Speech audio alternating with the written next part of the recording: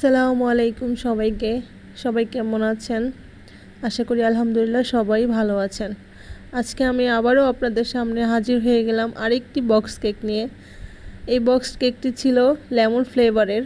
আসলে এই একটি আপু আছে আমার, যে মিষ্টি আপু, সে প্রত্যেকটি ফ্লেভারই আমার কাছ থেকে নিয়ে প্রত্যেকটা ফ্লেভারই টেস্ট করতে চায়। তাই এক সপ্তাহের মধ্যে সে আমার কাছ থেকে 5টি কেক অর্ডার দিয়ে দিয়েছে। গতবারের কেকটি ছিল অরেঞ্জ ফ্লেভারের, এখন এবারের কেকটি হচ্ছে লেমন ফ্লেভারের। তো হাফ পাউন্ডের একটি কেক বেক করে নিয়েছি, এটাকেও আমি ছিঁড়ে ফেলে ফেলবো, তারপরে আবার বক্স কেক বানিয়ে দেব। তবে এবার আপু চেয়েছিল যে তার কেকটি একটু আলাদা ডিজাইনের হোক। আমি চেষ্টা করেছি একটু আলাদা ডিজাইনের করার জন্য, আপনারা পাশেই থাকুন। আমি প্রথমে সব কিছু ক্রিম, ফ্লেভার এবং কালার দিয়ে মেক করে নিয়েছি অফ স্ক্রিনে।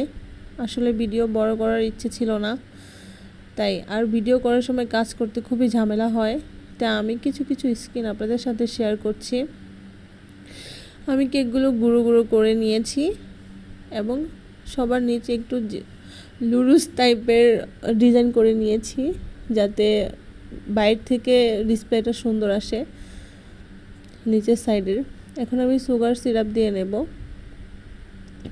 আসলে ফ্লেভারটা খুবই ভালো ছিল, লেমন ফ্লেভার। যারা লেমন ফ্লেভার পছন্দ করেন তারা ট্রাই করতে পারেন। এবং বক্স কেক আসলে বার্থডে কেকের তুলনায় বক্স কেক খেতে বেশি স্বাস্থ্যকর, কারণ এখানে ক্রিমের পরিমাণ কম থাকে। আর আমি সর্বদাই সবসময়ই হালকা কালারের মধ্যে ডিজাইন করতে চাই এবং ক্লায়েন্টদেরও বলি যে হালকা কালার নেবেন, কারণ ফুড কালার অতিরিক্ত মাত্রায় খেলে স্বাস্থ্যের ক্ষতি হতে পারে। তাই অবশ্যই আপনারা চেষ্টা করবেন যে হালকা কালারের মধ্যে ডিজাইন করতে। আমাদের ক্লায়েন্টের ডিমান্ড যেমন থাকে আমরা তেমনই কাজ করে থাকি, তবে ক্লায়েন্টদের বোঝা উচিত যে হালকা কালার খাওয়াই উত্তম, গাঢ় কালার খেলে ক্ষতি হতে পারে।